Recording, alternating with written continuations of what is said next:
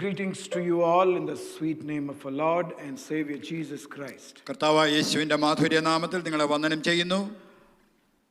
We are on yet another Sunday to worship and glorify the Lord. ദൈവത്തെ മഹത്വപ്പെടുത്തുവാനായ ഒരു ഞായറാഴ്ച കൂടി ദൈവസന്നിധിയിൽ നാം ആയിരിക്കുന്നു. David Verghese celebrates his birthday on 23rd January. ജനുവരി 23-ന് ഡേവിഡ് ബർഗീസിന്റെ ബർത്ത്ഡേ ആണ്. We wish him a very happy birthday and a very joyful life ahead. വളരെ അനുഗ്രഹീതമായ ഒരു ജന്മദിനവും അനുഗ്രഹീതമായ ഒരു ജീവിതവും തനിക്ക് ഞങ്ങളുടെ ഈ സമയത്ത് എക്സ്റ്റെൻഡ് ചെയ്യുന്നു. We also want to extend our joy with Jijo and Jofi, who are blessed with another baby girl. മറ്റൊരു മകളെ കൂടി ദാനം ചെയ്ത ഓർത്ത് ജിജോയോടും ജോഫിയോടുമുള്ളതായി ചേർന്ന് അവരുടെ സന്തോഷം ഞങ്ങൾ ഈ സമയത്ത് പങ്കുവെക്കുന്നു. God bless them abundantly. അവരെയും ദൈവം അനുഗ്രഹീതമായി സമൃദ്ധിയായി അനുഗ്രഹിക്കട്ടെ. You know, there was this song that was echoing in my mind during the last few weeks. കഴിഞ്ഞ ചില ആഴ്ചകളായിട്ട് എൻ്റെ കാതുകളിൽ മുഴങ്ങിക്കൊണ്ടിരുന്നതായ ഒരു ഗാനമുണ്ട്. It's a song when I used to sing when I used to go to Sunday schools. ഞാൻ Sunday സ്കൂളിൽ പോയിക്കൊണ്ടിരുന്ന കാലത്ത് സാധാരണയായി പാടാറുണ്ടായിരുന്ന ഒരു പാട്ടാണത്. I don't think those days I knew the meaning of it and I sung it meaningfully.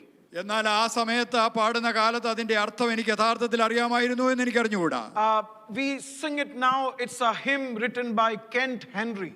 Ken Henry എന്ന് പറയുന്ന ഒരു വ്യക്തി എഴുതിയ ഒരു ഗാനമാണ് നാം പാടാറുള്ള ഒരു പാട്ടാണ്. And it goes like this. അതിങ്ങനെയാണ് പോകുന്നത്. When I look into your holiness, നിന്റെ വിശുദ്ധിയിലേക്ക് ഞാൻ നോക്കുമ്പോൾ, when I gaze into your loveliness, നിന്റെ മനോഹാരിത ഞാൻ വീക്ഷിക്കുമ്പോൾ, when all things that surround me become shadows, എന്റെ ചുറ്റുപാടുമുള്ളതായ കാര്യങ്ങളൊക്കെയും കേവലം നിഴലായി മാത്രമാണ് ഞാൻ കാണുന്നത്. it's in the light of you that I see them as shadows. നിന്റെ വെളിച്ചത്തിന്റെ അടിസ്ഥാനത്തിലാണ് ഞാൻ അവയെ നിഴലുകളായി കാണുന്നത്.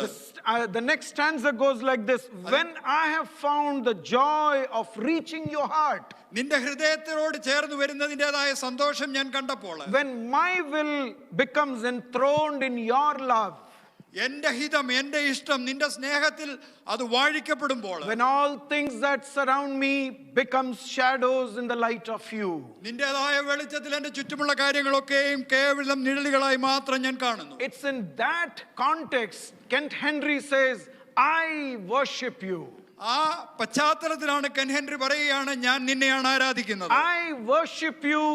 The reason I live is to worship you. ഞാൻ നിന്നെ ആരാധിക്കുന്നു. ഞാൻ ജീവിക്കുന്നതിൻ്റെതായ കാരണം നിന്നെ ആരാധിക്കുക എന്നുള്ളത് മാത്രമാണ്. What a beautiful song. എത്ര മനോഹരമായ ഒരു ഗാനം. You know, for the last 2 weeks I have been speaking of our ambition to please God in every walks of our life. നമ്മുടെ ജീവിതത്തിന്റെ എല്ലാ നടപ്പുകളിലും ദൈവത്തെ പ്രസാദിപ്പിക്കുന്നവരാകുവാൻ നാം അഭിമാനിക്കണം എന്നുള്ളതായ ആ വിഷയത്തെ പറ്റി കഴിഞ്ഞ ചില ആഴ്ചകളായി ഞാൻ സംസാരിച്ചുകൊണ്ടിരുന്നു. A single-minded goal of any Christian, any believer, any pastor is to please the God who has rescued us from the bondage of sin.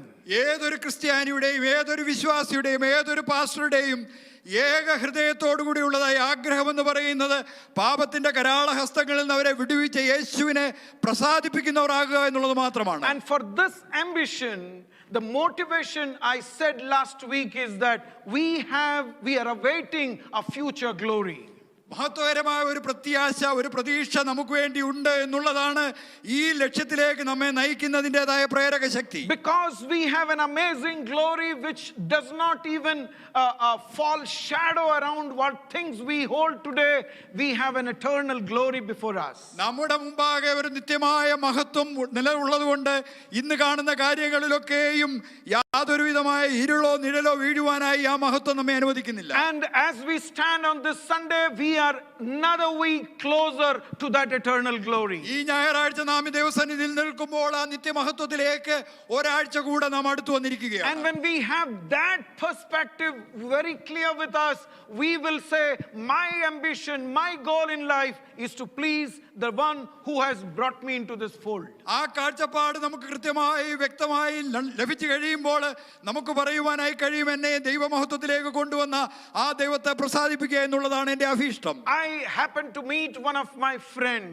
എൻ്റെ ഒരു സ്നേഹിതനെ ഈ കണ്ടുമുട്ടുവാൻ എനിക്കിടയായി. And he has been talking about, and he was being told about a girl whom he is going to marry. താൻ വിവാഹം കഴിക്കുവാനായി പോകുന്നതായ ഒരു യുവതിയെ പറ്റി തന്നോട് സംസാരിക്കുവാനിടയായി. He was drafted into the army of one country. ഒരു രാജ്യത്തിന്റെ സൈന്യത്തിലേക്ക് താൻ എടുക്കപ്പെട്ട ഒരു സമയത്തായിരുന്നു അത്. And his parents sent him the pictures, and once in a month or so he gets to talk to this lady. തന്റെ മാതാപിതാക്കള് ഒരു ഈ യുവതിയുടെ ചിത്രം അയച്ചു കൊടുത്തു. മാസത്തിൽ ഒരിക്കൽ തനിക്ക് ആ യുവതിയോട് സംസാരിക്കാൻ കഴിയും. And their courtship on the phone line went on for 2 years. അങ്ങനെ ആ ഫോൺ ലൈനിലൂടെ ഉള്ളതായ അവരുടെ ആ ബന്ധം 2 വർഷത്തോളം നീണ്ടു നിന്നു. And the family had decided to get married. കുടുംബവും അവരും തീരുമാനിച്ചു വിവാഹത്തിലേക്ക് കടന്നു പോകുവാൻ. But he cannot leave the place because he is in a position where the war is going on, and because of the ongoing war he cannot go back to his base or to his family. യുദ്ധം ആ സമയത്ത് നടന്നുകൊണ്ടിരിക്കുന്നതായതുകൊണ്ട് തനിക്ക് ആ യുദ്ധ സ്ഥലത്ത് നിന്ന് തന്റെ ഭവനത്തിലേക്ക് മടങ്ങി പോകുവാൻ അപ്പോൾ കഴിയുമായിരുന്നില്ല. You know, when he was explaining these things to me, താൻ ഈ കാര്യങ്ങളൊക്കെ എന്നോട് ഇങ്ങനെ വിശദീകരിച്ചപ്പോൾ I wanted to hear the excitement or the expression of the excitement when he got to go to his home after more than 2 years. എന്നാൽ ഈ കാര്യമൊക്കെ താൻ എന്നോട് ഇങ്ങനെ പറഞ്ഞപ്പോൾ 2 വർഷത്തിന് ശേഷം ഭവനത്തിലേക്ക് കടന്നു പോയപ്പോൾ തനിക്ക് ഉണ്ടായതായ ആ സന്തോഷത്തെ പറ്റി കേൾക്കുവാൻ എനിക്ക് ആഗ്രഹമുണ്ടായി. And I asked him, how were the final few weeks?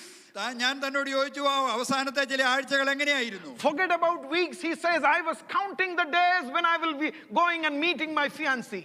താൻ പറഞ്ഞു ആഴ്ചകൾ പോട്ടെ, ഞാൻ ദിവസങ്ങൾ എണ്ണിക്കൊണ്ടിരിക്കുകയായിരുന്നു എൻ്റെ ഫിയാൻസിയെ പോയി മീറ്റ് ചെയ്യുവാനായി. And when I went to the airport, it was an exciting moment where I have seen her in picture.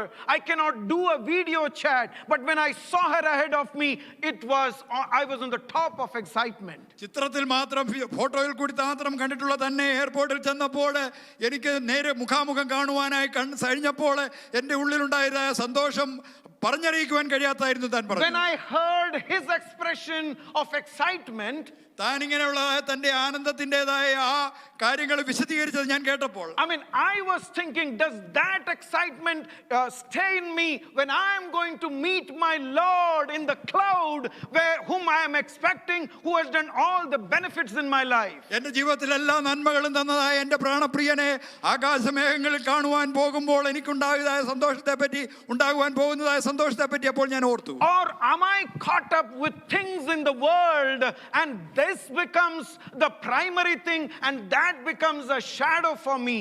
അതോ ഞാൻ ഈ ലോകത്തിലെ കാര്യങ്ങളാൽ ചുറ്റപ്പെട്ട് കഴിഞ്ഞപ്പോൾ ഈ ലോകത്തിലെ ലൗകികമായ കാര്യങ്ങൾ എൻ്റെ പ്രാഥമികമായതും അത് കേവലം നിഴലുകളായി മാത്രം ആയിത്തീർന്നിട്ടുണ്ടോ? You know, I like that part of the song so much. Every time I sing, it kind of gives an extra beat on my heart. ഞാൻ ആ പാടുന്ന പാട്ടിൻ്റെതായ വാക്കുകൾ എപ്പോഴും അത് പാടുമ്പോൾ എൻ്റെ ഉള്ളിൽ ആനന്ദം ഉണ്ടാകാറുണ്ട്. അതിനെ വളരെ ചിന്തിപ്പിക്കാറുണ്ട്. I am not who others say I am. ഞാൻ മറ്റുള്ളവർ പറയുന്ന ആളല്ല ഞാൻ.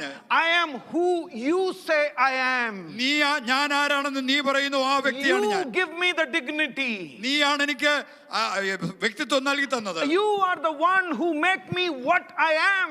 ഞാൻ ഇന്നായിരിക്കുന്ന വ്യക്തിയായി തീർന്നിരിക്കുന്നത് നീയാണ് എന്നെ അങ്ങനെ ആക്കിയത്. And I see the fullness of who I am when I come to your presence. നിന്റെ സന്നിധിയിലേക്ക് ഞാൻ കടന്നു വരുമ്പോൾ ഞാൻ ആയിരിക്കുന്നതിന്റെ അതിന്റെ പൂർണ്ണതയിൽ കാണുവാൻ എനിക്ക് കഴിയും. That is the expectation. That is the depth of the expectation of the Lord who is going to come for me. ഇനി എന്നെ സ്വീകരിപ്പാനായി കടന്നു വരുന്നതായ കർത്താവിനെ പറ്റിയുള്ള എൻ്റെ പ്രതീക്ഷയുടെ പൂർണ്ണത എന്ന് പറയുന്നത് അതാണ്. So I avoid anything that contaminates me, that can contaminate me and stop me from meeting this expected Savior. ഞാൻ അങ്ങനെ പ്രതീക്ഷിച്ചിരിക്കുന്ന എൻ്റെ രക്ഷകനെ കാണുന്നതിൽ നിന്ന് എന്നെ തടയുവാൻ എന്നെ ദുഷിപ്പിക്കുവാനായിട്ട് കഴിയുന്ന ഏതൊരു കാര്യങ്ങളെയും ഞാൻ അതിൽ നിന്നാകുന്നിരിക്കും. Anything that seemingly looks good, but within my heart if I feel that may contaminate me, I would stay away, because that is what I am looking at. മനോഹരമായ കാഴ്ചയിൽ തോന്നുമെങ്കിലും എൻ്റെ ഉള്ളിൽ അതെന്നെ ദുഷിപ്പിക്കുന്നതെന്ന് എനിക്ക് ചിന്തയുണ്ടെങ്കിൽ ഞാൻ അതിൽ നിന്ന് അകന്നിരിക്കും.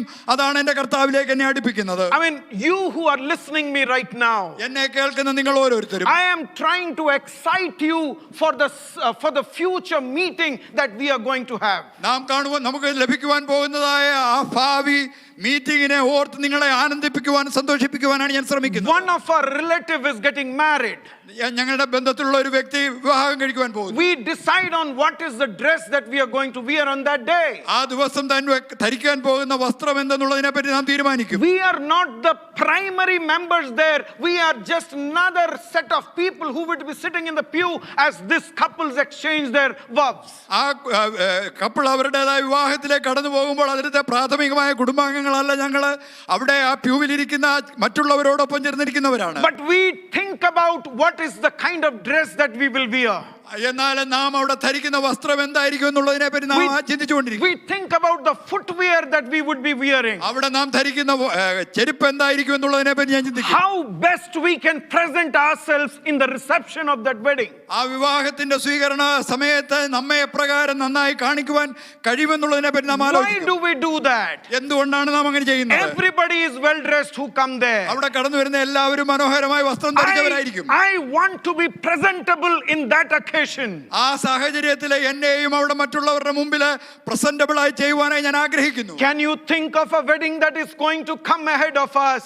നമ്മുടെ മുമ്പാകെ കടന്നു വരുവാൻ പോകുന്ന ഒരു വിവാഹത്തെ പറ്റി നിങ്ങൾക്ക് ഓർക്കുവാൻ കഴിയുമോ? We can only read and understand about it, but one day we are going to be in that wedding, and it is our wedding to the Savior of the world. നാം ഇപ്പോൾ അതിനെപ്പറ്റി വായിച്ച് മനസ്സിലാക്കുന്നതേ ഉള്ളൂ. എന്നാൽ ഒരു ദിവസത്തിൽ നമ്മുടെ രക്ഷിതാവായ കർത്താവിനെ നാം വിവാഹം ചെയ്യുന്നതായ ആ ദിവസത്തിലേക്ക് നാം കടന്നു പോകുവാൻ പോകുന്നു. I wish Holy Spirit can bring in that excitement in the depth so that you can have the ambition to please God in every walk of your life. നിങ്ങളുടെ ഉള്ളിലെ പരിശുദ്ധാത്മാവ് ആ ആനന്ദത്തിൻ്റെതായ ആഴം കൊണ്ടുവന്നിട്ട് നിങ്ങളെ ദൈവത്തെ പ്രസാദിപ്പിക്കുന്നവരാകുവാനുള്ളതായ അഭിമാനിക്കുവെന്ന അവസ്ഥയിലേക്ക് നിങ്ങളെ കൊണ്ടുവരട്ടെ എന്ന് ഞാൻ ആഗ്രഹിക്കുന്നു. Can I take you to the second motivation? അതിന്റെ രണ്ടാമത്തെ പ്രേരക ശക്തിയിലേക്ക് ഞാൻ നിങ്ങളെ കൊണ്ടുവരാം. That is in chapter 5 verse 10. അത് 5-ാം അധ്യായത്തിന്റെ 2 കൊരിന്ത്യർ 5-ാം അധ്യായത്തിന്റെ 10-ാമത്തെ വാക്യമാണ്. I read the verse for you. For we must all appear before the judgment seat of Christ, so that each one may receive compensation for his deeds done through the body in accordance with what he has done, whether good or bad. അവനവൻ ശരീരത്തിൽ ഇരിക്കുമ്പോൾ ചെയ്തത് നല്ലതാകിലും തീയതാകിലും അതിന് തക്കവണ്ണം പ്രാപിക്കേണ്ടതിന് നാം എല്ലാവരും ക്രിസ്തുവിന്റെ ന്യായാസനത്തിന് മുമ്പാകെ വെളിപ്പെടേണ്ടതാകുന്നു. You know, when I was thinking about this aspect of the motivation, ഈ പ്രേരക ശക്തിയുടേതായ ഈ ഘടകത്തെ പറ്റി ഞാൻ ചിന്തിച്ചപ്പോൾ I know I got to be very careful not to make theological mistakes. ഇവിടെ ദൈവശാസ്ത്രപരമായ തെറ്റുകൾ ഞാൻ വരുത്തരുത് എന്നുള്ള കാര്യത്തിൽ ഞാൻ വളരെ സൂക്ഷ്മതയുള്ളവനായി. And I would be very carefully using my words as I put this thought before you. ഞാൻ ഈ ചിന്ത നിങ്ങളുടെ മുമ്പാകെ വെക്കുമ്പോൾ വളരെ സൂക്ഷ്മതയോടുകൂടി എൻ്റെ വാക്കുകൾ ഞാൻ ഇവിടെ പറയുവാൻ ആഗ്രഹിക്കുന്നു. You know, I don't want to be in any extreme as I put this before you and challenge you to have an ambition to please God. ദൈവത്തെ പ്രസാദിപ്പിക്കുന്നവരാകുവാൻ നിങ്ങളെ അഭിമാനിക്കണമെന്ന് ഞാൻ നിങ്ങളോട് വെല്ലുവിളിച്ച് സംസാരിക്കുമ്പോൾ ഇത് അതിന്റെ ഒരു എക്സ്ട്രീം ആശയത്തിൽ പറയുവാൻ ഞാൻ ആഗ്രഹിക്കുന്നില്ല. You know, Paul is saying that my whole ambition is to please God because I have a future glory. പൗലോസ് പറയുകയാണ് എൻ്റെ ആഗ്രഹം, എൻ്റെ ഇച്ഛ എന്ന് പറയുന്നത് എൻ്റെ ദൈവത്തെ പ്രസാദിപ്പിക്കുക എന്നുള്ളതാണ്. കാരണം എനിക്ക് മഹത്വകരമായ ഒരു ഭാവിയുണ്ട്. And here in verse he says, because we would be standing before the judgment seat of Christ. ഇവിടെ താൻ 10-ാം വാക്യത്തിൽ പറയുന്നു ക്രിസ്തുവിന്റെ ന്യായാസനത്തിന് മുമ്പാകെ നാം നിൽക്കേണ്ടതാകുന്നു. I mean, let me pause 1 or 2 questions before you. ഞാൻ ഈ സമയത്ത് 1-2 ചോദ്യം നിങ്ങളുടെ മുമ്പാകെ വെക്കട്ടെ. Has the believer been justified by the death of Christ? As the word of God says, whoever is in Christ, there is no condemnation. വേദപുസ്തകം പറയുന്നു ഒരുവൻ ക്രിസ്തുവിലായാൽ അവന് യാതൊരു ശിക്ഷാവിധിയുമില്ല, കാരണം ക്രിസ്തുവിനാൽ അവൻ നീതീകരിക്കപ്പെട്ടവനാണ്. So do we stand justified? നാം ദൈവസന്നിധിയിൽ നീതീകരിക്കപ്പെട്ടവരായിട്ടാണോ നിൽക്കുന്നത്? Yes, very much we are justified. അതെ, നാം നീതീകരിക്കപ്പെട്ടവരാണ്. But that doesn't mean that our works will not be evaluated in the presence of Christ. എന്നാൽ അതിന്റെ അർത്ഥം ദൈവസന്നിധിയിൽ നാം നിൽക്കുമ്പോൾ നമ്മുടെ നടപ്പിനെ അതിനെ ഇവാലുവേറ്റ് ചെയ്യുന്നില്ല എന്നല്ല. Has heaven accepted us completely in Christ?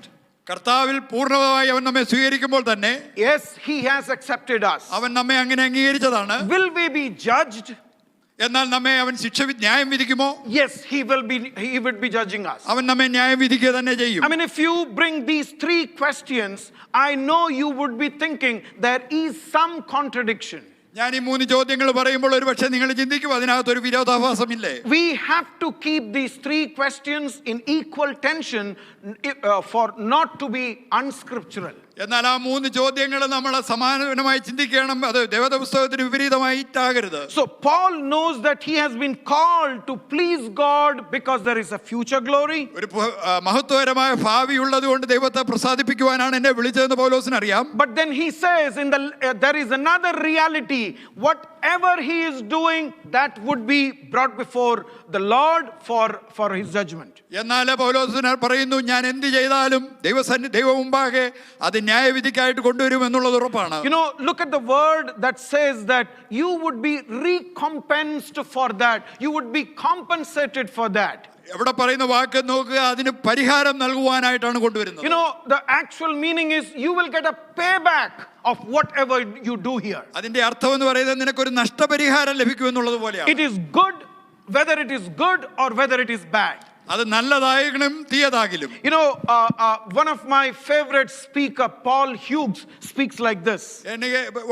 എനിക്ക് വളരെ ഇഷ്ടമുള്ളതായ പോൾ ഹ്യൂസ് എന്ന് പറയുന്ന വ്യക്തി ഇപ്രകാരം പറയുന്നത് ഞാൻ കേട്ടിട്ടുണ്ട്. Today our Malayalam song and our English song both had songs about the love for Christ. ക്രിസ്തുവിനോടുള്ള സ്നേഹത്തെ പറ്റിയുള്ള പാട്ടാണ് ഇന്ന് മലയാളം പാട്ടിലും ഇംഗ്ലീഷ് പാട്ടിലും നാം പാടിയത്. Paul Hughes writes like this. Paul Hughes ഇങ്ങനെയാണ് എഴുതിയിരിക്കുന്നത്. Christ has loved us is sufficient incentive for a believer to submit in obedience to the Lord.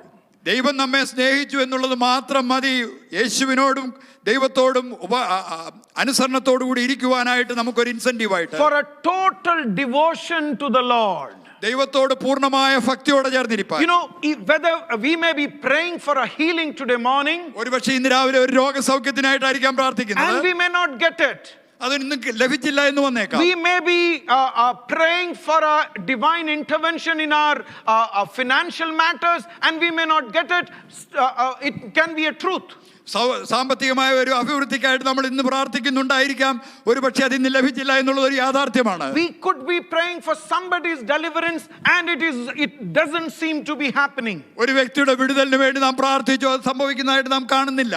That does not should not affect our ambition to please God in our lives. എന്നാൽ നമ്മുടെ ജീവിതത്തിൽ ദൈവത്തെ പ്രസാദിപ്പിക്കുന്നവരാകുവാൻ നാം അഭിമാനിക്കുന്ന കാര്യത്തിനെ അതൊരിക്കലും affect ചെയ്യുവാനായിട്ട് സ്വാധീനിക്കുവാനായിട്ട് ഇടയാകരുത്. You know what Philip Hughes is saying? Philip Hughes എന്താണ് പറയുന്നതെന്ന് അറിയാമോ? For us to be fully devoted to the Lord, the best incentive is that Christ loved us when we were not deserving his love. ദൈവത്തെ അനുസരിക്കുവാനായി നമുക്ക് ആവശ്യത്തിനുള്ളതായ പ്രേരകത്തിന് ഒരേ ഒരു കാര്യം മാത്രമേ ഉള്ളൂ. ദൈവം നാം അതിനെ യോഗ്യരല്ലാതിരുന്നപ്പോൾ പോലും യേശു നമ്മെ സ്നേഹിച്ചു. He loved us when we never deserved his love. നമുക്ക് ഒരിക്കലും യോഗ്യത അവന്റെ സ്നേഹത്തിനില്ലാതിരുന്നപ്പോഴും അവൻ നമ്മെ സ്നേഹിച്ചു. We could look at others and say that I am better than him. നമുക്ക് മറ്റുള്ളവരെ നോക്കി ഒരുപക്ഷെ പറയുവാൻ കഴിയും അവനേക്കാൾ ഞാൻ മെച്ചമുള്ളവനാണ്. When we look at others, we would think that we have more devotional expressions than another person. മറ്റൊരു വ്യക്തിയെ നോക്കിയിട്ട് നമുക്ക് ഒരുപക്ഷെ ചിന്തിപ്പാൻ കഴിയും അവരെക്കാൾ ദൈവസന്നിധിയിലെ ഭക്തി കാണിക്കുന്ന ഒരു വ്യക്തിയാണ് ഞാൻ. But when heaven looked down upon me, when heaven looked down upon you, he found a wretched sinner in each one of us. എന്നാൽ സ്വർഗ്ഗം എന്നെയും നിന്നെയും നോക്കുമ്പോൾ അവൻ നമ്മിൽ കാണുന്നത് നഷ്ടത്തിലേക്ക് കടന്നുപോയ ഒരു പാപിയെ മാത്രമാണ്. And that is enough incentive for us to submit to the presence of God. അവിടെയും നമ്മെ സ്നേഹിച്ചു എന്നുള്ളത് മാത്രം മതി ദൈവത്തിന്റെ സാന്നിധ്യത്തിൽ നമ്മെ ഏൽപ്പിച്ചു കൊടുക്കുവാൻ നമുക്ക് പ്രേരകമായിട്ട്. You know, look at your Bibles if you have with you. I want to bring 3 words from the scripture to you. ഈ ഭാഗത്ത് നിന്ന് 3 വാക്കുകൾ നിങ്ങളുടെ മുമ്പിലേക്ക് ഞാൻ കൊണ്ടുവരട്ടെ. Look at the word all, for we must all appear before judgment. നാം എല്ലാവരും ന്യായാസനത്തിന് മുമ്പാകെ നിൽക്കേണ്ടി വരും. And another word is again there, for we must all appear before the Lord. നാം എല്ലാവരും നിൽക്കേണ്ടി വരും. And each one, these 3 words struck me very hard. ഓരോരുത്തരും. And you know, when he says all of us whether we are believers, whether we are good believers, whether we are church-going believers, whatever be your kind, everyone has to stand before him. നാം വിശ്വാസികളോ സഭയിൽ പോകുന്ന വിശ്വാസികളോ നല്ല വിശ്വാസികളോ ആയാലും എന്തായിരുന്നാലും നാം എല്ലാവരും ദൈവമുമ്പാകെ നിൽക്കേണ്ടി വരും. I want to remind you, none of us, the one who is preaching me also, cannot escape that which is destined for us. ഞാൻ നിങ്ങളെ വ്യക്തമായിട്ട് ഓർപ്പിക്കട്ടെ, നാം ആരും തന്നെ പ്രസംഗിക്കുന്ന ഞാൻ ഉൾപ്പെടെ ആരും തന്നെ ദൈവത്തിന്റെ ന്യായവിധിയിൽ നിന്ന് ഒഴിഞ്ഞിരിക്കുകയില്ല. And when he uses the word must, there is a scholar who gives a definition to that. അവിടെ മസ്റ്റ് എന്ന് പറയുന്ന പദം നിൽക്കേണ്ടി വരുമെന്നുള്ളതായ പദം, അതിന് വേദശാസ്ത്രികൾ കൊടുക്കുന്ന ഒരു നിർവചനമുണ്ട്. A divine decree that nobody can evade. ദൈവികമായ ഒരു കൽപ്പനയാണ്, അതിൽ നിന്ന് ആർക്കും അകന്നിരിക്കാൻ കഴിയും. You know, it's like an appointment set for us and we cannot change it. നമുക്ക് വേണ്ടി ഒരുക്കിയിരിക്കുന്നതായ ഒരു അപ്പോയിന്റ്മെന്റ് ആണ്, നമുക്ക് മാറ്റി വെക്കുവാൻ കഴിയില്ല. You know, when we look at the book of Revelation, it says when the throne came, everything there flew away from there. വെളിപ്പാട് പുസ്തകത്തിൽ എഴുതിയിരിക്കുന്ന ആ സിംഹാസനം കടന്നു വന്നപ്പോൾ അവന്റെ മുമ്പിൽ നിന്ന് സകലതും ഓടിപ്പോയി എന്നാണ്. And we are standing there in the presence bare before the Lord. അവിടെ ദൈവമുമ്പാകെ നഗ്നരായി നാം അവിടെ നിൽക്കുന്നത് പോലുള്ളതായ ഒരു അനുഭവം. that naked is not that we don't have clothes in front of God. അവിടെയുള്ള പറയുന്നതായ നഗ്നത എന്ന് പറയുന്നത് ദൈവമുമ്പാകെ വസ്ത്രമില്ലാതെ നിൽക്കുന്നു എന്നുള്ളതല്ല. Anything behind which we can hide is not available there. നമുക്ക് മറഞ്ഞിരിപ്പാൻ ഒളിഞ്ഞിരിപ്പാനായിട്ടുള്ള എന്തും അതിനെ നമ്മുടെ മുമ്പിൽ അതിന്റെ പിന്നിൽ നാം അറിഞ്ഞിരിക്കുവാൻ ശ്രമിക്കുന്നതെല്ലാം ഓടിപ്പോയി. Heaven and earth has flew away from there. അവിടെ നിന്ന് ആകാശവും ഭൂമിയും ഓടിപ്പോയി. We stand there as we are. നാം ആരായിരിക്കുന്നുവോ അതുപോലെ നാം അവിടെ നിൽക്കുകയാണ്. No excuses would be accepted there. അവിടെ നമുക്ക് പറയുവാനായി ഒരു എക്സ്ക്യൂസസും ഇല്ല. Had I got another day, I would have done. I had decided to do that good thing. No, it won't stand there. ദൈവമേ, നല്ല കാര്യം ചെയ്യാൻ ഞാൻ ആഗ്രഹിച്ചതാണ്, ഒരു ദിവസം കൂടെ കിട്ടിയിരുന്നെങ്കിൽ ഞാൻ ചെയ്തേനേം, അങ്ങനെ പറയുവാൻ കഴിയുകയില്ല. You know, Paul says God will make us stand in that place. പൗലോസ് പറയുകയാണ്, ആ സ്ഥലത്ത് നമ്മെ ദൈവം നിർത്തുവാനായിട്ട് ഇടയാക്കി തരും. But yet on the other side, let me say a pampering word there. എന്നാൽ അതിന്റെ മറു സൈഡിൽ നമ്മെ ആശ്വസിപ്പിക്കുന്ന ഒരു പദമുണ്ട്. When we are standing before the God, it does make us a little scared, fearful. നാം ദൈവസന്നിധിയിൽ അവിടെ നിൽക്കുമ്പോൾ നാം അല്പം ഭയമുള്ളവരോടെയായിരിക്കും നിൽക്കുന്നത്. True, it's a fearful thing. അതൊരു ഭയപ്പാടിൻ്റെതായ സമയമാണെന്നുള്ളത് സത്യമാണ്. And I want each of you listening me that it is a scary thing that we are going to stand before him. ഞാൻ നിങ്ങളെ ഓരോരുത്തരെയും ഓർപ്പിക്കാം, ദൈവത്തിന്റെ മുമ്പാകെ നിൽക്കുക എന്നുള്ളത് നമ്മെ ഭയപ്പെടുത്തുന്ന ഒരു സംഗതി മാത്രമായിരിക്കാം. You know, in a socio-political situation in the country that we live, നാം താമസിക്കുന്ന ഈ രാജ്യത്തിന്റെ സാമൂഹ്യ രാഷ്ട്രീയ സാഹചര്യങ്ങളിൽ a big politician, we could be standing across him and talk. ഒരു ഏറ്റവും വലിയ ഒരു രാഷ്ട്രീയ നേതാവായാലും അവന്റെ അടുത്ത് നിന്ന് സംസാരിക്കാൻ നമുക്ക് കഴിയും. I mean, if we manage to access him, we can call him by name or just say sir, and we can address him and talk to him. അവനോട് അടുത്ത് ചെല്ലുവാനായിട്ട് നമുക്ക് കഴിയുമെങ്കിൽ അവനെ പേര് വിളിച്ചോ അല്ലെങ്കിൽ സാർ എന്ന് വിളിച്ച് സംസാരിക്കാൻ കഴിയും. I mean, we have seen pictures and videos where people are closely interacting with the president of America. അമേരിക്കയുടെ പ്രസിഡന്റിന്റെ അടുത്ത് ആളുകൾ അടുത്ത് ചെന്ന് സംസാരിക്കുന്നതിന്റെ വീഡിയോ ഒക്കെ നാം കണ്ടിട്ടുണ്ട്. Look at the eastern side of the world where politicians are inaccessible. എന്നാൽ നമ്മുടെ പൗരസ്ത്യ രാജ്യങ്ങളിലേക്ക് നാം കടന്നു ചെല്ലുമ്പോൾ അവിടെ നമുക്ക് കാണുവാൻ കഴിയുന്നത് രാഷ്ട്രീയക്കാർ നേതാക്കൾ അവരുടെ അടുത്തേക്ക് നമുക്ക് ചെല്ലുവാൻ കഴിയുന്നില്ല. There are certain powerful politicians, you would be scared to stand before them. ചില ശക്തരായ രാഷ്ട്രീയ നേതാക്കളുടെ മുമ്പിൽ ചെന്ന് നിൽക്കുവാൻ പോലും നിങ്ങൾ ഒരുപക്ഷെ ഭയപ്പെടും. And it is much more scary to stand before the Lord who knows everything, intentions about us. നമ്മെ പറ്റിയുള്ളതായ സകല കാര്യവും നമ്മുടെ ഉള്ളിലെ ചിന്തകൾ പോലും അറിയുന്ന ദൈവത്തിന്റെ മുമ്പാകെ നിൽക്കുക എന്ന് പറയുന്നത് അതിനേക്കാളേറെ ഭയമാണ്. I mean, people have seen the good that we have did. The people have seen the good that we have talked about. നാം ചെയ്ത നല്ല കാര്യങ്ങളും നാം സംസാരിച്ച നല്ല കാര്യങ്ങളും ഒക്കെ ആളുകൾ കാണും. But think of the Lord, a place where we are standing. He evaluates our actions, our words based on the intentions that we had. എന്നാൽ ഒരു ദൈവത്തിന്റെ മുമ്പാകെ നമ്മളുടെ പ്രവൃത്തികളും നമ്മുടെ ചിന്തകളും നമ്മുടെ ചിന്താധാരകളുമൊക്കെയും ഇവാലുവേറ്റ് ചെയ്യുന്ന ഒരു ദൈവത്തിന്റെ മുമ്പാകെ നിൽക്കുന്നത് നോക്കുക. He is an omniscient God. സർവജ്ഞാനിയായ ഒരു ദൈവമാണ് അവൻ. He knows your need and also knows your weaknesses. നിന്റെ ആഗ്രഹങ്ങളും അതേസമയം നിന്റെ ബലഹീനതകളും അവൻ അറിയുന്നു. Today he will give you power through his Holy Spirit to strengthen you in your weaknesses. തന്റെ പരിശുദ്ധാത്മാവിലൂടെ നിന്റെ ബലഹീനതകളിൽ നിന്നെ ശക്തീകരിക്കുവാൻ അവൻ ഇന്ന് നിന്നെ സഹായിക്കും. And so you can say, I can do everything through Christ who strengthens me. അതുകൊണ്ട് നിങ്ങൾക്ക് പറയുവാൻ കഴിയും, എന്നെ ശക്തനാക്കുന്നവൻ മുഖാന്തരം സകലവും ഞാൻ ചെയ്യുന്നു. But when I said you stand naked before the Lord, those power, those thoughts are withdrawn forever from you. എന്നാൽ ദൈവമുമ്പാകെ നഗ്നനായി നിൽക്കുന്ന ആ ദിവസത്തിൽ ആ ശക്തികളും ആ ചിന്തകളും നിന്നിൽ നിന്ന് അകന്നു പോകും. But yet let me tell you one thing. എന്നാൽ ഞാൻ ഒരു കാര്യം ഓർപ്പിക്കാം. It is only God who can make us stand in that throne of grace. Through Jesus Christ he will make us stand. എന്നാൽ ദൈവത്തിന് മാത്രമാണ് യേശു ക്രിസ്തുവിൽ കൂടെ ആ സിംഹാസനത്തിന്റെ മുമ്പാകെ നമ്മെ നിൽക്കുമാറാക്കുന്നത്. And the third word is each one has to stand. എന്നാൽ മൂന്നാമത്തെ പദം എന്ന് പറയുന്നത് നാം ഓരോരുത്തരും നിൽക്കേണ്ടതാണ്. Church, I want you to be reminded that we will stand alone there. It's not a collective standing there. സഭയെ ഞാൻ ഓർപ്പിക്കാം, നാം അവിടെ നിൽക്കുന്നത് ഓരോരുത്തരായിട്ടാണ്, അല്ലാതെ ഒരു കൂട്ടമായിട്ടല്ല. And don't think it is in a private room that we are going to stand. നാം നിൽക്കുന്നത് ഒരു പ്രൈവറ്റ് മുറിയിലാണെന്നല്ല അതിന്റെ അർത്ഥം. There is no HIPAA violation there. അവിടെ യാതൊരു രീതിയിലുള്ളതായ പ്രൈവസി വയലേഷനും ഇല്ല. No privacy for you there. നിങ്ങൾക്ക് അവിടെ യാതൊരു വിധമായ പ്രൈവസിയും ഇല്ല. Today you don't want the message that you send to somebody to be known by someone, and when Mark Zuckerberg knows about it, you are protesting against it. നിങ്ങൾ ഇന്ന് അയക്കുന്നതായ സന്ദേശം മറ്റൊരു വ്യക്തി അറിയുവാനായിട്ട് നിങ്ങൾ ആഗ്രഹിക്കുന്നില്ല.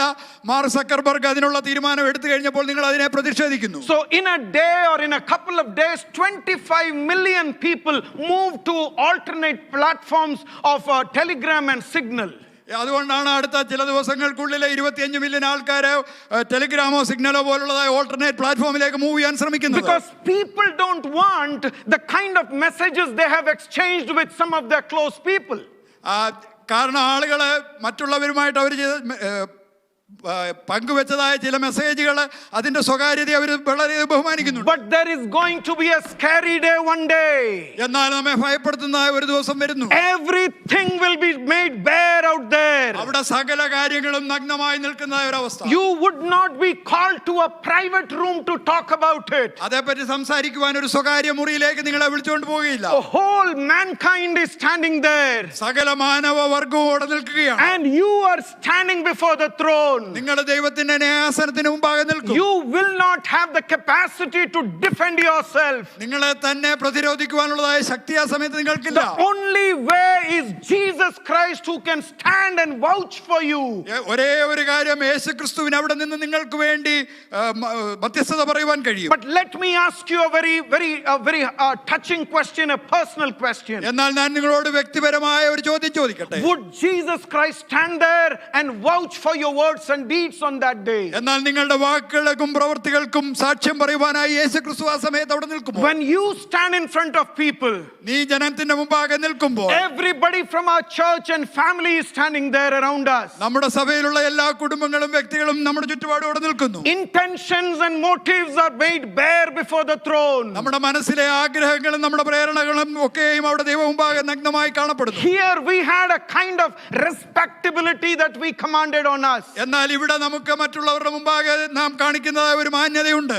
We demanded respect from people. ജനങ്ങളിൽ നിന്ന് നാം മാന്യത ആഗ്രഹിക്കുന്നവരാണ്. We put on a mask to make others please us or commend us. നമ്മെ പറ്റി മറ്റുള്ളവരെ നന്നായി കാണണം, നന്നായി അറിയണമെന്ന് നാം ഒരു മുഖംമൂടി ധരിച്ചുകൊണ്ടാണ് പോകുന്നത്. Those masks will be taken away. ആ മുഖംമൂടികളൊക്കെ അവിടെ പിച്ച് മാറ്റപ്പെടും.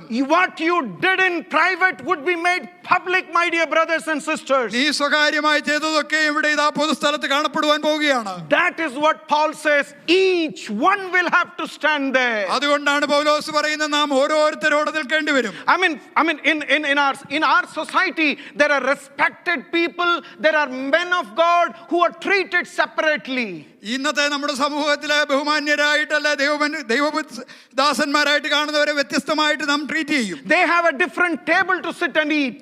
അവർക്ക് ഇരിക്കുവാനായി പ്രത്യേകമായ മേശ കൊടുക്കും. I personally don't think I have to be respected and given a separate table to eat food when I am part of everybody. ഞാൻ എല്ലാവരുടെയും ഭാഗമായിരിക്കുമ്പോൾ ഒരു പ്രത്യേകമായ മേശമേൽ ഭക്ഷണം കഴിപ്പാനായി എന്നെ ഇരുത്തണോ എന്ന് ഞാൻ ചിന്തിക്കുന്നില്ല. I mean that's my personal opinion. Let me come back to this. അതെന്റെ വ്യക്തിപരമായ ചിന്തയാണ്. You know, we will be judged for whatever we did.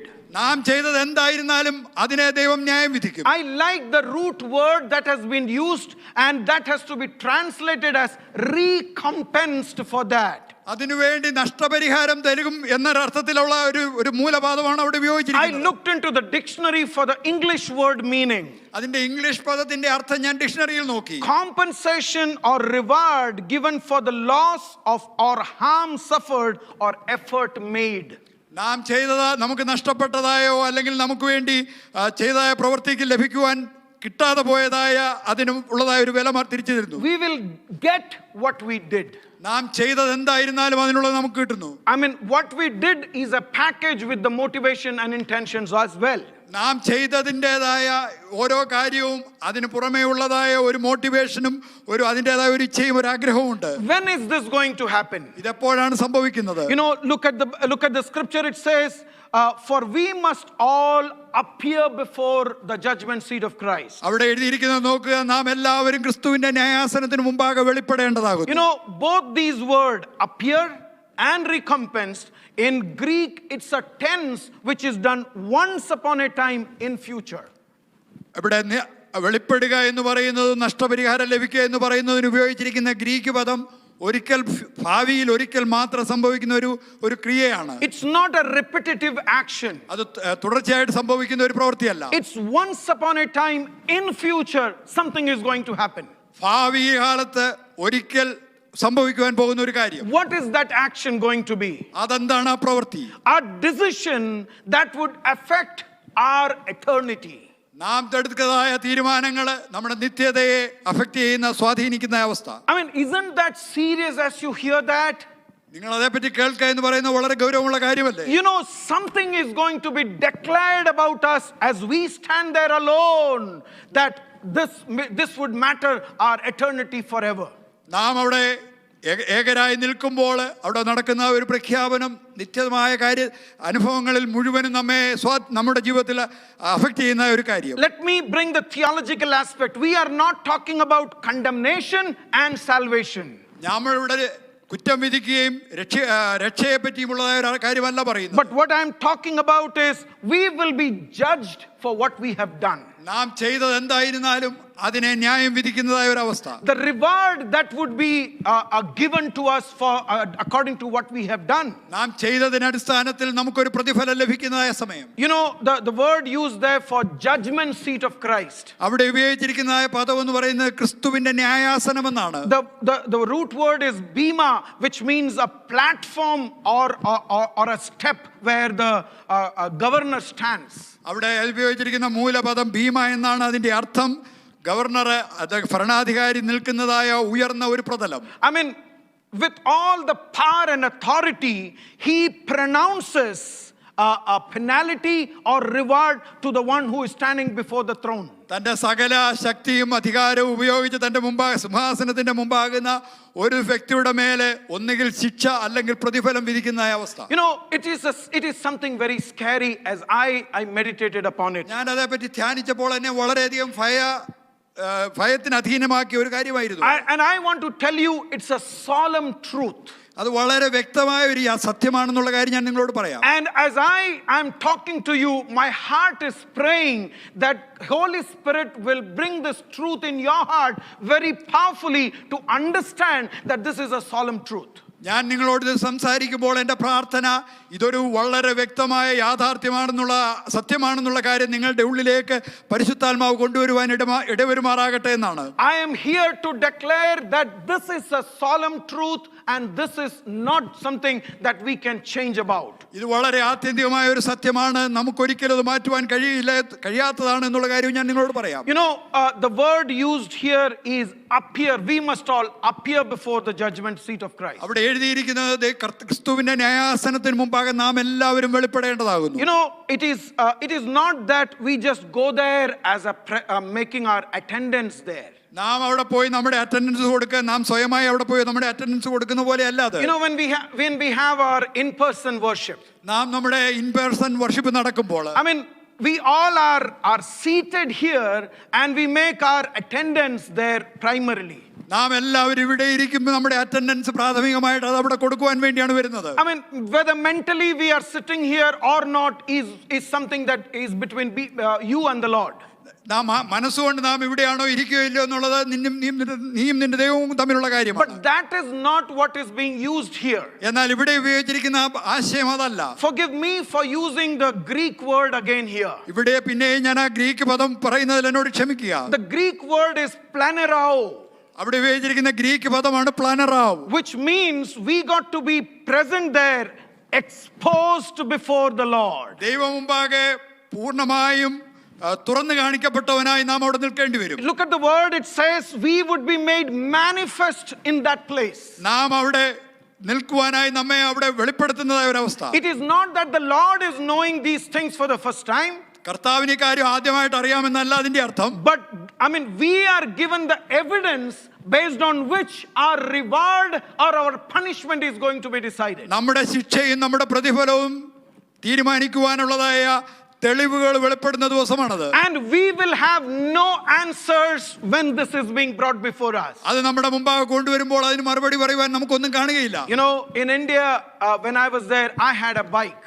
ഞാൻ ഇന്ത്യയിലായിരുന്നപ്പോൾ എനിക്കൊരു മോട്ടോർ സൈക്കിൾ ഉണ്ടായിരുന്നു. And every time you take it to the showroom for servicing, they wash the bike and then they do all the necessary oil change and all those stuff. ഞാനത് സർവീസിനായി എപ്പോഴൊക്കെ ഷോറൂമിൽ കൊണ്ടുപോകുമ്പോൾ അവരത് കഴുകി അതിന് ആവശ്യമായ ഓയിൽ ചേഞ്ച് ഒക്കെ ചെയ്യും. I mean, I know here servicing doesn't mean that they wash your car when you take it for servicing. എന്നാൽ ഇവിടെ കാർ സർവീസിന് കൊണ്ടു ചെല്ലുമ്പോൾ എപ്പോഴും അത് കഴുകുന്ന അനുഭവമായിരിക്കണമെന്നില്ല. They just change the oil and then they do whatever necessary inspection and they send the car to you. അതിന് ഓയിലൊക്കെ മാറി ആവശ്യമായ ഇൻസ്പെക്ട് കാര്യങ്ങളൊക്കെ ചെയ്ത് അത് തിരിച്ചു തരുന്നു. But in India, anything taken for servicing means first they wash it, they dry it, and then they do all the changes needed there. ഇന്ത്യയിലെ എന്തെങ്കിലും ഇങ്ങനെ സർവീസിന് കൊണ്ടുവന്നാൽ അവർ ആദ്യം അത് കഴുകി ഉണക്കി അതിന് ശേഷമാണ് അതിന് ഓയിലൊക്കെ ചെയ്യുന്നത്. And once I took my bike for servicing and in the evening I got my bike back. ഒരിക്കൽ ഞാൻ എൻ്റെ ബൈക്ക് സർവീസിങ്ങിന് കൊണ്ടുപോയി സന്ധ്യാസമയത്ത് അതെനിക്ക് തിരിച്ചു ലഭിച്ചു. And it was almost towards evening and they gave me a sheet of paper saying that I have received the bike and servicing has been done, and I signed the paper. സന്ധ്യാസമയത്തായിരുന്നു ഞാൻ ഒരു കൂട്ടം paper അവരെൻ്റെ കയ്യിൽ തന്നു. ഞാൻ ഇതെല്ലാം ചെയ്തു, service ചെയ്തു എന്നുള്ളത് ഞാൻ സൈൻ ചെയ്തു കൊടുത്തു. And I signed, and as I took the bike I just drove it for a couple of kilometers. ഞാൻ ആ ബൈക്ക് എടുത്ത് ഒരു 2 കിലോമീറ്ററോളം അത് ഓടിച്ചപ്പോൾ I found that there is still dirt on the bike. എനിക്ക് മനസ്സിലായി ആ ബൈക്കിന്റെ മേൽ അപ്പോഴും അതിന്റെ മേലെ മണ്ണൊക്കെ ഉണ്ട്. There are certain spots of things which I had noticed it has not gone from the places. ഞാൻ നേരത്തെ എനിക്ക് കണ്ടിട്ടുള്ളതായ 1-2 കാര്യങ്ങൾ അത് അതിന്റെ സ്ഥലത്ത് നിന്ന് മാറി, ചെളിയൊന്നും അതിന്റെ സ്ഥലത്ത് നിന്ന് മാറിയിട്ടില്ല. And I took the bike back to the showroom. ഞാൻ ആ ബൈക്ക് ഷോറൂമിലേക്ക് തിരിച്ചു കൊണ്ടുപോയി. It was almost 7 o'clock and they were about to close the store. 7 മണിയോളമായി അവർ കട അടയ്ക്കുവാൻ തുടങ്ങിയാണ്. I called the service manager and I told that I find that my bike has not been washed, so I doubt if you have actually changed my oil. ഞാൻ തന്നോട് service മാനേജറെ വിളിച്ചു പറഞ്ഞു, എൻ്റെ bike കഴുകിയിട്ടില്ല എന്ന് എനിക്ക് മനസ്സിലായി, അതുകൊണ്ട് നിങ്ങൾ അതിന് ഓയിൽ ചേഞ്ച് ചെയ്തിട്ടുണ്ടോ എന്ന് എനിക്ക് സംശയമുണ്ട്. And it is the onus is on you to prove it to me that you have done these things which I have signed to you that you have done these things. അതുകൊണ്ട് ഞാൻ ഒപ്പിട്ട് തന്നതുപോലെ ഈ കാര്യങ്ങളൊക്കെ നിങ്ങൾ ചെയ്തു എന്നുള്ളത് തെളിയിക്കേണ്ട ചുമതല നിങ്ങൾക്കാണ്. And then the service manager comes, he lit up a light and he put it on this bike. താൻ സർവീസ് മാനേജർ വന്നൊരു വലിയ ലൈറ്റ് കത്തിച്ച് അതിന്റെ മേളിൽ ഇങ്ങനെ വെച്ചു. I need not explain too many things. The moment he saw it, he realized that the bike was not washed at all. ഞാൻ അവനോട് ഒത്തിരി വിശദീകരിക്കേണ്ടി വന്നില്ല. അത് കണ്ടപ്പോൾ തന്നെ അയാൾക്ക് മനസ്സിലായി bike കഴുകിയിട്ടില്ല. And then he went underneath and looked at it, that the oil from where the oil has to be taken out has not been opened at all. താൻ അതിനുശേഷം അതിന് താഴെ നോക്കിയപ്പോൾ ഓയിൽ ഡ്രെയിൻ ചെയ്യുവാനായി തുറക്കേണ്ട സ്ഥലം തുറന്നിട്ടില്ല എന്ന് മനസ്സിലായി. And then when he looked at me, താൻ അതിനുശേഷം എന്നെ നോക്കിയപ്പോൾ he had a facial expression of guilt and shame. ഒരു കുറ്റബോധത്തിന്റെയും ലജ്ജയുടേതുമായ ഒരു മുഖഭാവമാണ് താൻ എന്നെ കാണിച്ചത്. I need not say anything to him. തന്നോടൊന്നും തന്നെ എനിക്ക് പറയേണ്ടി വന്നില്ല. He knew they have done a mistake. അവർ ഒരു തെറ്റ് ചെയ്തു എന്നുള്ള കാര്യം തനിക്ക് I മനസ്സിലായി. need not shout at him for that. അതിനുവേണ്ടി എനിക്ക് അവനോട് ശബ്ദം ഉയർത്തി I സംസാരിക്കേണ്ടി need വന്നില്ല. not say that I will call your superiors for this. നിന്റെ മാനേജരെ വിളിക്കൂ അതിനുവേണ്ടി എന്ന് എനിക്ക് പറയേണ്ടി He വന്നില്ല. is scared that the customer can charge upon him. തന്റെ മേലെ കസ്റ്റമർക്ക് കുറ്റം കൊണ്ടുവരുവാൻ കഴിയുമെന്നുള്ള കാര്യം അവനെ ഭയപ്പെടുത്തി. This is the way we will be standing in front of the white throne. നാം ആ വെള്ള സിംഹാസനത്തിന്റെ മുമ്പിൽ നിൽക്കുമ്പോൾ അതുപോലെയാണ്. Nobody can speak a word before there. അവിടെ മറ്റാർക്കും അതിന്റെ മുമ്പാകെ സംസാരിക്കാൻ കഴിയില്ല. Because we stand not just in appearance there. It's not just we are standing there, but we stand exposed before the Lord. കാരണം നാം അവിടെ വെറുതെ കേവലം നിൽക്കുകയല്ല, സകലവും ദൈവമുമ്പാകെ തുറന്നു കാണിക്കപ്പെട്ട ഒരു അവസ്ഥയിലാണ് നിൽക്കുന്നത്. Can I tell you something? ഞാനൊരു കാര്യം നിങ്ങളോട് പറയട്ടെ. Don't let others to have a wrong impression about you. നിങ്ങളെ പറ്റി തെറ്റായ ധാരണകൾ ഉണ്ടാകുവാൻ മറ്റുള്ളവരെ അനുവദിക്കരുത്. Don't make them think that you are more spiritual than actually what you are. നീ യഥാർത്ഥത്തിൽ ആരായിരിക്കുന്നുവോ അതിലും വലിയ ആത്മീകനാണെന്ന് മറ്റുള്ളവർ ചിന്തിക്കുവാൻ നീ ഇടയാക്കരുത്. Don't let others think that you are more devoted to the Lord than actually what you are. നീ ദൈവത്തിന് മുമ്പാകെ എത്രമാത്രം ഭക്തിയുള്ളവനാണോ അതിലധികം ഭക്തി ഉണ്ട് എന്ന് മറ്റുള്ളവർ നിന്നെ പറ്റി ചിന്തിക്കുവാൻ നീ അനുവദിക്കരുത്. Because on that day this crowd will understand that your facade of respectability would be torn away before the throne of grace. കാരണം ആ ദിവസത്തിൽ ദൈവത്തിന്റെ ന്യായാസനത്തിന്റെ മുമ്പാകെ നിൽക്കുമ്പോൾ നിന്റെ മാന്യതയുടെ മുഖംമൂടി അവിടെ വെച്ച് പറിച്ചു മാറ്റുന്നത് ഈ വ്യക്തികൾ കാണുവാൻ. Any lie that you present to your fellowship family or anybody would be stand exposed in before the white throne. നിന്റെ കൂട്ടായ്മയിലും നിന്റെ സമൂഹത്തിലും നിന്റെ കുടുംബത്തിന്റെ മുമ്പാകെ നീ കാണിച്ചിട്ടുള്ള എല്ലാ വ്യാജങ്ങളും ആ സമൂഹത്തിന്റെ മുമ്പാകെ അവിടെ തുറന്നു കാണിക്കപ്പെട്ട അവസ്ഥയിൽ നീ നിൽക്കും. Rather it would be a time of utter shame for each one of us. നമുക്ക് ഓരോരുത്തർക്കും ആ സമയത്ത് ലജ്ജയുടേതായ മഹാലജ്ജയുടേതായ ഒരു സമയമായിരിക്കും അത്. We live in a make believe generation. നാം താമസിക്കുന്നത് മറ്റുള്ളവരുടെ മുമ്പാകെ അവരെ കാര്യങ്ങൾ കാണിക്കുന്നതായ ഒരു തലമുറയിലാണ്. Even when we are in a terrible pain, we try to smile at others, not letting them know that we are in pain. വലിയ വേദനയിൽ നാം ആയിരിക്കുമ്പോൾ പോലും മറ്റുള്ളവരുടെ മുമ്പാകെ ചിരിച്ചുകൊണ്ട് നിൽക്കും. കാരണം നാം വേദനയിലായിരിക്കുന്നു എന്നുള്ളത് അവർ അറിയുവാൻ നാം ആഗ്രഹിക്കുന്നില്ല. We talk words of hope to others to make them believe that I am trusting in the Lord. മറ്റുള്ളവരുടെ മുമ്പാകെ ഞാൻ ദൈവത്തിൽ ആശ്രയിക്കുന്നവനാണെന്ന് അവരറിയേണ്ടതിന് അവരോട് പ്രത്യാശയുടെ വാക്കുകൾ നാം പറഞ്ഞുകൊണ്ടിരിക്കും. But when you close your eyes and open your eyes before the throne of grace, let me tell you, brothers, your intentions would be brought before and you would stand exposed before the Lord. എന്നാൽ നീ ആ വെള്ള സിംഹാസനത്തിന്റെ മുമ്പാകെ നിന്റെ കണ്ണുകളെ തുറന്ന് നിൽക്കുമ്പോൾ നിന്റെ ഉള്ളിലെ ഇന്റൻഷൻസ് അവിടെ തുറന്നു കാണിക്കപ്പെടുവാനായിട്ട് ഇടയായിത്തീരും. I don't want anybody to close this message thinking that, oh no, I know about all these things. നിങ്ങൾ ആരും തന്നെ ഈ പ്രസംഗം കേട്ടതല്ല എനിക്കറിയാവുന്ന കാര്യമാണെന്ന് പറഞ്ഞ് അവസാനിപ്പിക്കുവാൻ ഞാൻ ആഗ്രഹിക്കുന്നില്ല. I mean, don't say that I know preachers who have made mistake. പ്രസംഗകരിതൊക്കെ പ്രസംഗിക്കുന്നവർ ചെയ്ത തെറ്റുകളെ എനിക്കറിയാവുന്നല്ല നിങ്ങൾ ചിന്തിക്കണം. Preachers are also human beings. പ്രസംഗകരും മാനുഷിക വ്യക്തികളാണ്. The one I who am preaching, I'm also human. ഞാൻ നിങ്ങളോട് പ്രസംഗിക്കുന്നത് ഞാനും ഒരു മനുഷ്യനാണ്. I mean, I every time when people have certain kind of impression about me, I try not to fan those impressions so that I get mileage out of it. എന്നെ പറ്റി മറ്റുള്ളവർക്കുള്ളതായ ചില ധാരണകൾ കണ്ടിട്ട് അതിനെ കൂടുതൽ ആളി കത്തിച്ച് അവരുടെ മുമ്പാകെ ഇംപ്രഷൻ ഉണ്ടാക്കുവാനായി ഞാൻ ഒരിക്കലും ശ്രമിക്കാറില്ല. You know, when we exercise our freedom, be careful as you exercise your freedoms. നീ നിന്റെ സ്വാതന്ത്ര്യം ഉപയോഗിക്കുമ്പോൾ അത് നീ വളരെ സൂക്ഷ്മതയോടുകൂടി ഉപയോഗിക്കണം. I want to tell you, if you want to be for the Christ, be a rare bird. നീ ദൈവത്തിന് വേണ്ടി നിൽക്കുവാൻ ആഗ്രഹിക്കുന്നുവെങ്കിൽ നീ വളരെ അപൂർവമായി കാണപ്പെടുന്ന ഒരു പക്ഷിയെ പോലെ ആയിരിക്കണം. I mean, you have to separate yourself from the world. ലോകത്തിൽ നിന്ന് നീ വേർപാട് പാലിക്കേണ്ടത് ആവശ്യമാണ്. I mean, don't get into this show business of make believe business in the world. ലോകത്തിലെ മറ്റുള്ളവരെ കാണിക്കുന്നതായ അനുഭവത്തിൽ മറ്റുള്ളവരെ മറ്റുള്ളവരെ പറ്റി നമ്മെ പറ്റി അവർ വിചാരിക്കുന്ന അനുഭവത്തിലേക്ക് നന്നായി തീരുവാനായിട്ട് ഇടയായിത്തീരും. Don't make them believe actually what you are not. നീ ആരായിരിക്കുന്നുവോ അതിനധികമായിട്ട് അവർ നിന്നെ പറ്റി ഒന്ന് ചിന്തിപ്പാനായിട്ട് നീ ഇടയാക്കരുത്. You know, that is where I feel even the evangelism has to come down to a level where we focus on the Lord but not on what you will get from the Lord. അതുകൊണ്ടാണ് ഞാൻ വിചാരിക്കുന്നത് സുവിശേഷീകരണം പോലും കർത്താവിൽ കേന്ദ്രീകൃതമായിരിക്കണം, നമ്മെ തന്നെ കാണിക്കുന്നതാകുവാനായിട്ട് ഒരിക്കലും നാം ഇടയാക്കരുത്. And because we would be exposed on that day, ആ ദിവസം നമ്മെ തുറന്നു കാണിക്കപ്പെടുന്ന ദിവസമായതുകൊണ്ട് I repeat the words of Jeremiah and David, Lord, search me, O Lord. അതുകൊണ്ട് യെരമ്യാവിനോടും ദാവീദിനോടും ചേർന്ന് എനിക്ക് പറയുവാനായിട്ട് കഴിയും, ദൈവമേ എന്നെ നീ ഒന്ന് പരിശോധിക്കണം. I mean, if God searches us when we are in this world, നാം ഈ ഭൂമിയിലായിരിക്കുമ്പോൾ ദൈവം നമ്മെ പരിശോധിക്കുന്നവനാണ്. and He talks to us through people to discipline us,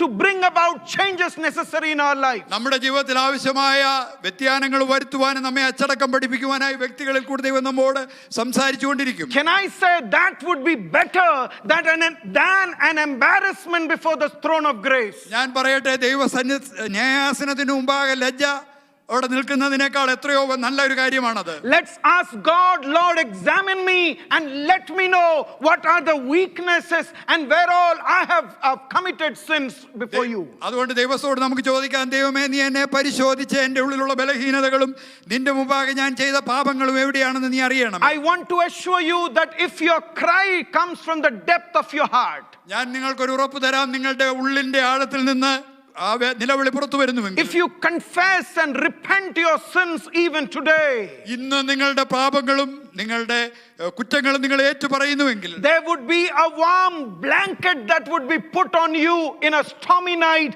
and you will feel that I am safe and secure in the Lord's hands. ആ കൊടുങ്കാറ്റിന്റെ ദിവസത്തിലെ നിങ്ങളെ ദൈവത്തിൻ്റെതായ ഒരു warm blanket തന്ന ദൈവസന്നിധിയിൽ സുരക്ഷിതയോടെ നിൽക്കുന്ന ഒരു അനുഭവത്തിലേക്ക് അവൻ നിങ്ങളെ കൊണ്ടുവരും. That is where I want to welcome you to come before the word of God and see in the mirror of word that you would clean yourself than an embarrassment on that day. അതുകൊണ്ടാണ് ദൈവവചനത്തിന്റെ മുമ്പാകെ വന്ന് ദൈവവചനമാകുന്ന കണ്ണാടിയുടെ മുമ്പിൽ നിങ്ങളെ കണ്ട് നിങ്ങളെ തന്നെ ശുദ്ധീകരിച്ച് ആ ദിവസത്തിൽ ലജ്ജയോടെ നിൽക്കുന്നതിന് പകരം നിങ്ങൾ അത് ചെയ്യണം. You know, the word said there is we would be paid back for whatever we do in our body. വചനം പറയുന്നത് നാം ശരീരത്തിൽ ചെയ്യുന്നതിനൊക്കെയും അവൻ മടക്കി തരുന്ന ഒരു അനുഭവം. You know, today we do things to please people, to make us respectable, to earn respect from people. നാം ഇന്ന് ആളുകളെ പ്രസാദിപ്പിക്കുവാൻ, അവരുടെ മുമ്പിൽ മാന്യത കാണിക്കുവാൻ, അവരിൽ നിന്ന് മാന്യത നേടിയെടുക്കുവാൻ നാം കാര്യങ്ങൾ ചെയ്യും. When we do something, we want others to see that we are doing something. നാം ചില കാര്യങ്ങൾ ചെയ്യുമ്പോൾ നാം ചില കാര്യങ്ങൾ ചെയ്യുന്നു മറ്റുള്ളവർ കാണണമെന്ന് നാം ആഗ്രഹിക്കുന്നു. You know, I am somebody who has a camera shy, who is shy to come in front of people. മറ്റുള്ളവരുടെ മുമ്പാകെ വരുവാൻ, ക്യാമറയുടെ മുമ്പിലൊക്കെ നിൽക്കുവാൻ പലപ്പോഴും ലജ്ജ കാണിക്കുന്ന ഒരു വ്യക്തിയാണ് ഞാൻ. You know, but then on that day I cannot escape when everything is brought before the Lord. എന്നാൽ ആ ദിവസത്തിൽ ദൈവം മുമ്പാകെ സകലവും വെളിപ്പെടുത്തുമ്പോൾ എനിക്ക് അതിൽ നിന്ന് ഒഴിഞ്ഞു നിൽക്കുവാൻ കഴിയില്ല. Can I finally repeat Revelation chapter 22 verse 12? അതുകൊണ്ട് അവസാനമായി ഒരു പ്രാവശ്യം കൂടെ വെളിപ്പാട് പുസ്തകം 22-12 വാക്യം ഞാൻ പറയട്ടെ. It says, look, I am coming soon. ഇതാ ഞാൻ വേഗം വരുന്നു. My reward is with me. എൻ്റെ പ്രതിഫലം എൻ്റെ പക്കലുണ്ട്. I will give each person according to what they have done. ഓരോ വ്യക്തിക്കും അവനവന്റെ പ്രവൃത്തിക്ക് തക്കവണ്ണം ഞാൻ കൊടുക്കും.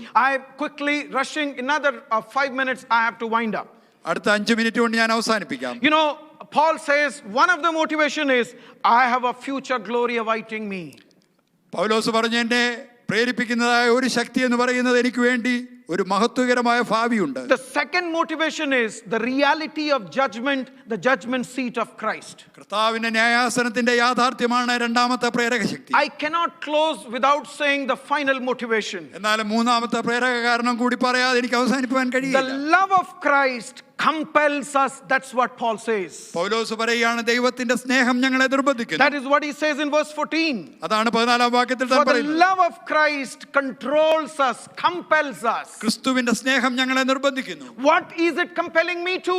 എന്നെ എന്താണ് നിർബന്ധിക്കുന്നത്? To please God and please God and please only God. ദൈവത്തെ പ്രസാദിപ്പിക്കുക, ദൈവത്തെ മാത്രം പ്രസാദിപ്പിക്കുക. There is nothing else that bothers me. മറ്റൊന്നും എന്നെ ഭാരപ്പെടുത്തരുത്. I don't know what other people are doing. മറ്റുള്ളവർ എന്താണ് ചെയ്യുന്നതെന്ന് എനിക്ക് അറിഞ്ഞുകൂടാ. I don't want to compare with anybody else in the world. ലോകത്തിൽ മറ്റാരുമായി എന്നെ താരതമ്യപ്പെടുത്തുവാൻ എനിക്ക് Because ആഗ്രഹമില്ല. I have to stand alone before the throne of Christ. കാരണം ദൈവത്തിന്റെ ന്യായാസനത്തിന് മുമ്പായി ഞാൻ തനിയെ നിൽക്കേണ്ടി വരും. So the motivation is for me and not for collective motivation. അതുകൊണ്ട് എന്നെ പ്രേരിപ്പിക്കുന്ന ശക്തി എനിക്കുള്ളതാണ്, അല്ലാതെ സമൂഹത്തിന് വേണ്ടിയുള്ളതല്ല. And if you look at the word, it is not Paul's love for Christ. ഇവിടെ നോക്കുക, പൗലോസിന് ക്രിസ്തുവിനോടുള്ള സ്നേഹമല്ല. I don't want to get into too many explanation on that, but then it is not Paul's love for Christ. ഇവിടെ നോക്കുക, പൗലോസിന് ക്രിസ്തുവിനോടുള്ള സ്നേഹമല്ല. But it is Christ's love for Paul. ക്രിസ്തുവിന് പൗലോസിനോടുള്ള സ്നേഹമാണ്. That is the compelling factor. അതാണ് അവനെ നിർബന്ധിക്കുന്നത്. That is why he says, come what may, nothing can take me away from the love of God for me. അതുകൊണ്ടാണ് താൻ പറയുന്നത്, ദൈവത്തിന്റെ സ്നേഹത്തിൽ നിന്നെ അകറ്റുവാനായി ഒന്നിനും കഴിയുകയില്ല. The only motivation that he needs to walk the Christian walk is not how many people stand with him. ക്രിസ്തീയ നടപ്പിൽ താൻ മുന്നോട്ട് പോകുവാൻ അവനെ പ്രേരിപ്പിക്കുന്നത് അവനോടൊപ്പം എത്ര പേരുണ്ട് എന്നുള്ളതല്ല. For him the model is not how good that pastor is. ആ പാസ്റ്റർ എത്ര നല്ലവനാണെന്നുള്ളതല്ല അവന്റെ മാതൃക. For him the motivation is, I have to please the one who met me on the road to Damascus. ദമസ്കോസിലേക്കുള്ള വഴിയാത്രയിൽ എന്നെ കണ്ടവനായ ആ ഒരുവനെ പ്രസാദിപ്പിക്കേണ്ടതാണ് എന്റെ ആഗ്രഹം. Changed my misunderstanding about reality.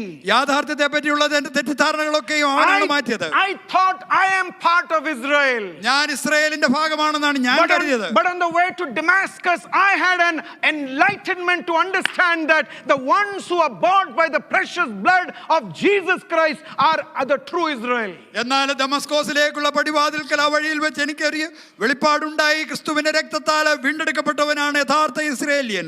I have heard of many preaching about the cross of Christ. ക്രിസ്തുവിന്റെ ക്രൂശിനെ പറ്റിയുള്ള അനവധി പ്രസംഗങ്ങൾ ഞാൻ കേട്ടിട്ടുണ്ട്. The length of the thorn that went inside his head. അവന്റെ തലയിലേക്ക് ആഞ്ഞു കയറിയ മുള്ളിന്റെ ആഴം എത്രയാണെന്ന് കേട്ടിട്ടുണ്ട്. The length of the nails that pierced his hands. അവന്റെ കരങ്ങളിൽ ആഞ്ഞടിച്ചതായ ആണിയുടെ നീളം. The kind of bloodiness that Jesus became.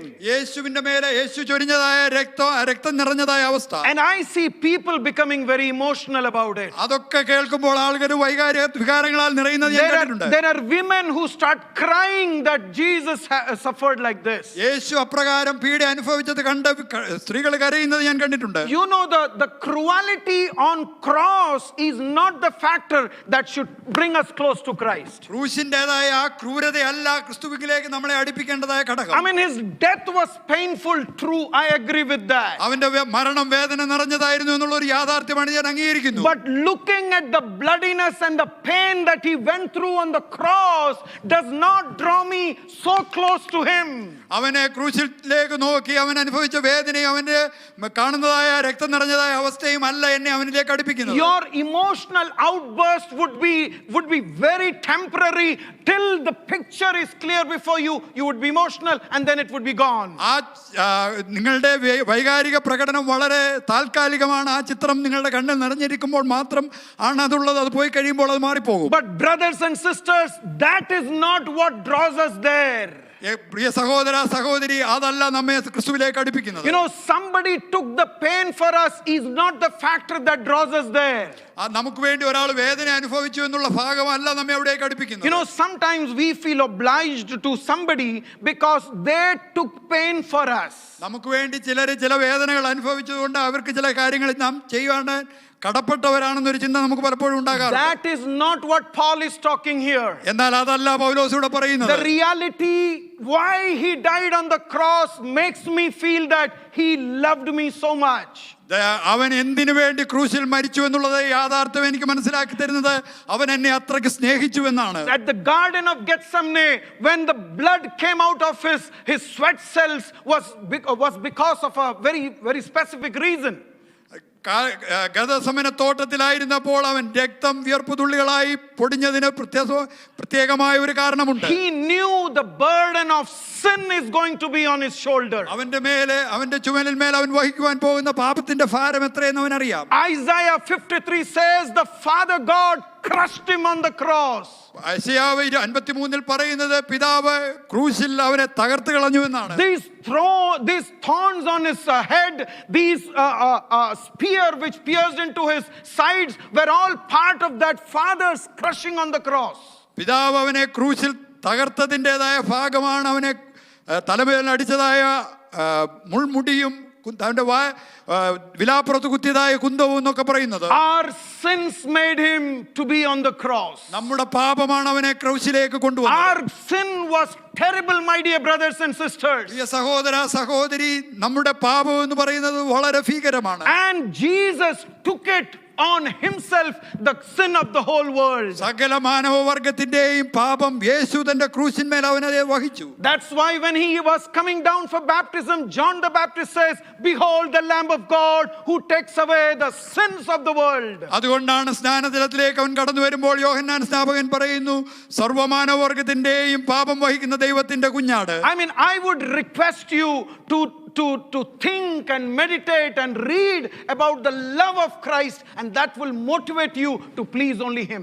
ക്രിസ്തുവിന്റെ സ്നേഹത്തെ പറ്റി നിങ്ങൾ വായിച്ച് പഠിക്കുന്നുവെങ്കിൽ ക്രിസ്തുവിനെ പ്രസാദിപ്പിക്കുവാനായി നിങ്ങളെ അത് പ്രേരക ശക്തിയാകുമെന്നുള്ള കാര്യം ഞാൻ നിങ്ങളെ ഓർപ്പിക്കാം. Don't live in comparison with anybody in the world. ലോകത്തിൽ മറ്റാരുമായി നിങ്ങളെ തന്നെ താരതമ്യപ്പെടുത്തി ജീവിക്കരുത്. Don't get caught with the subtle fake identity that you are better than others. മറ്റുള്ളവരെക്കാൾ ഞാൻ നല്ലവനാണെന്ന് മെച്ചമാണെന്നുള്ളതായ ആ വളരെ താഴ്ന്നതായ വ്യക്തിത്വത്തിന് വേണ്ടി നിങ്ങൾ നിങ്ങളുടെ സമയം ചിലവാക്കരുത്. Have a personal understanding of the kind and the depth of the love that Christ showed on the cross. Calvary ക്രൂശിൽ യേശു നമുക്ക് വേണ്ടി കാണിച്ചതായ സ്നേഹം ഏത് തരമെന്നും അതിന്റെ ആഴമെത്രയെന്നും നിങ്ങൾ മനസ്സിലാക്കുക. If you understand the depth of the love, ആ സ്നേഹത്തിന്റെ ആഴം നിങ്ങൾ മനസ്സിലാക്കുമ്പോൾ you would stand saying, Lord, because of that love that you showed for me, that made me what I am today, I could do nothing else but to please you all the days of my life. അപ്പോൾ നിങ്ങൾക്ക് പറയുവാൻ കഴിയും, ദൈവമേ, ആ സ്നേഹം നീ എന്നെ കാണിച്ചതുകൊണ്ട്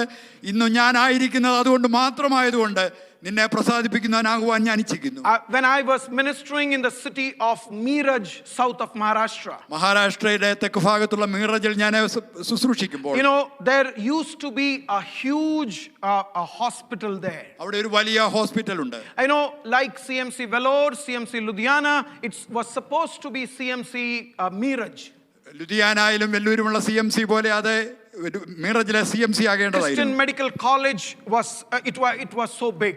Christian medical college അത് വളരെ വലുതായിരുന്നു. And there is the church that runs it is Church of North India. അവിടെ അത് നടത്തുന്ന സഭ എന്ന് പറയുന്നത് ചർച്ച് ഓഫ് നോർത്ത് ഇന്ത്യ ആണ്. I mean, a church which is very weak and fragile. വളരെ ബലഹീനമായ ഒരു സഭയാണത്. I mean, because they were running the church till 1995, they were allowed to have 10 seats in the medical college. ആ സഭ അത് നടത്തുന്നത് കൊണ്ട് 1995 വരെ ആ സഭയ്ക്ക് 10 സീറ്റ് അവിടെ സംവരണം ചെയ്തിട്ടുണ്ട്. But back in 67 or 68, government took away the medical college from them. എന്നാൽ 66 67 ഗവൺമെന്റ് അവരുടെ പക്കൽ നിന്ന് മെഡിക്കൽ കോളേജ് ഏറ്റെടുത്തതാണ്. So they have only the hospital. അതുകൊണ്ട് അവർക്ക് ഹോസ്പിറ്റൽ മാത്രമേ ഉള്ളൂ. There was a Dr. Wilson Desai.